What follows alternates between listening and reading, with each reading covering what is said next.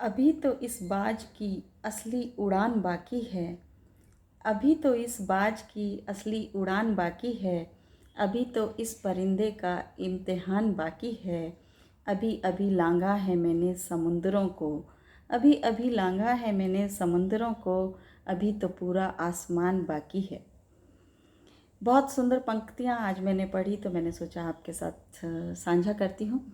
मुझे नहीं पता किसने लिखी हैं, लेकिन मेरे सामने आई, मुझे बहुत अच्छी लगी और मैंने इनको कहीं अपने आप के साथ रिलेट किया।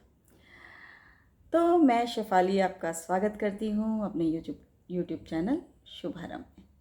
आइए इस कविता को एक बार फिर से सुनते हैं। अभी तो इस बाज की असली उड़ान बाकी है। अभी तो इस परिंदे का इम्तिहान बाकी है। अभी अभी लांघा है मैंने समंदरों को। अभी तो पूरा आसमान बाकी है।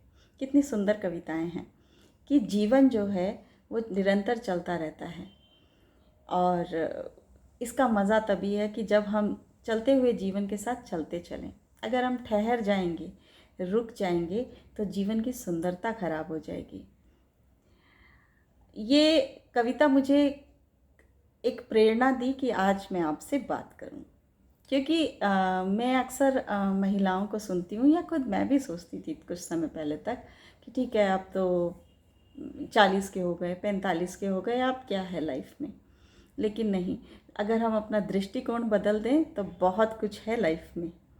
तो 40 साल की उम्र के बाद के लिए ये कविता थी कि अभी तो पूरा आसमान बाकी है। अभी तो हम अपनी जिम्मेदारियों से थोड़ा आज़ाद हुए हैं। अभी तो अपने अनुभवों से हमको अब कुछ ज्ञान प्राप्त हुआ है। अभी तो हमें अपनी जो शारीरिक बाध्यताएं थीं उनसे निजात मिली है। अब हम आज़ाद हैं। तो 40 साल की उम्र के बाद महिलाओं के जीवन में बहुत बड़ा चेंज आता है, शारीरिक रूप से भी और मानसिक रूप से भी।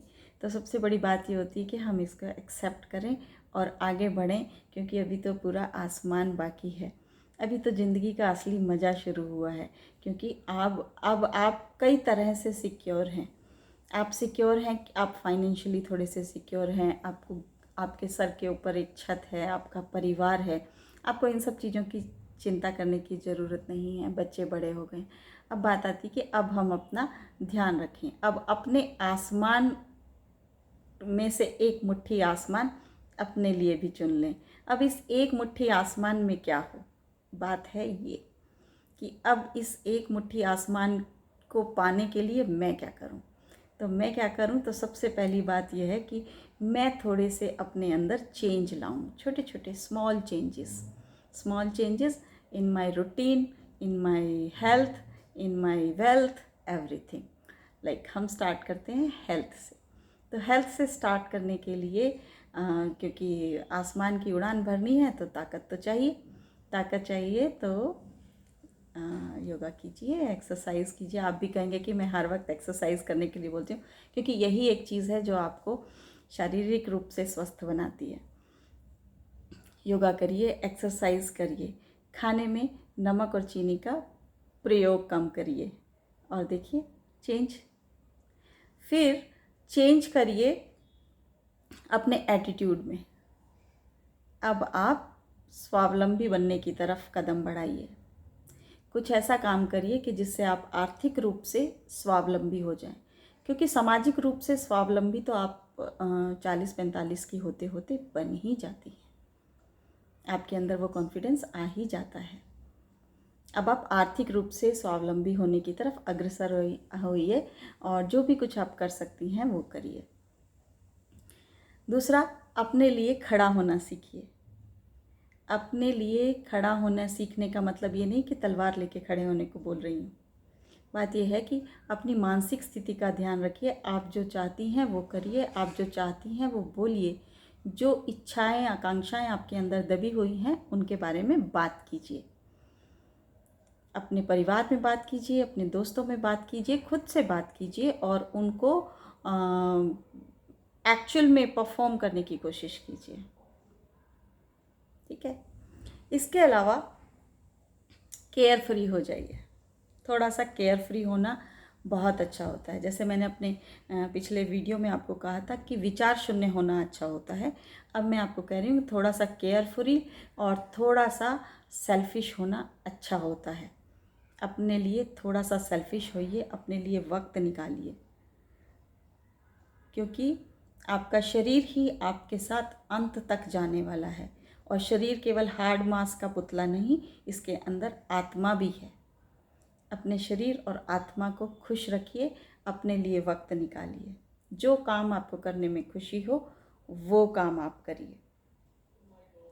और सबसे बड़ी बात, चेंज को एक्सेप्ट कीजिए। ये जीवन है, जीवन चक्र है, इसके अंदर हमारे शारीरिक और मानसिक परिवर्तन होते रहते हैं।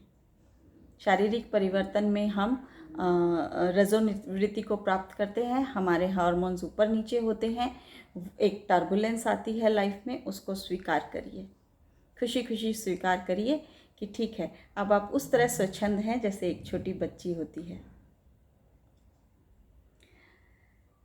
इसके अलावा अपने आप, अब सबसे बड़ी बात यह है कि खुद का ध्यान रखिए, क्योंकि जैसे कि कविता के शुरू में मैंने कहा कि अभी तो इस बाज की असली उड़ान बाकी है, तो बाज बनिए। बाज बादलों से ऊपर उड़ता है। अब आपने सबके लिए सब कुछ कर लिया, अब अपनी उड़ान भरिए, बादलों से ऊपर उड़ान भरिए। देखिए कि आप क्या कर सकते हैं अपने लिए, अपनी आत्मा और अपने शरीर के लिए। और खुश रहिए, आबाद रहिए। फिर मिलते हैं एक नए टॉपिक के साथ।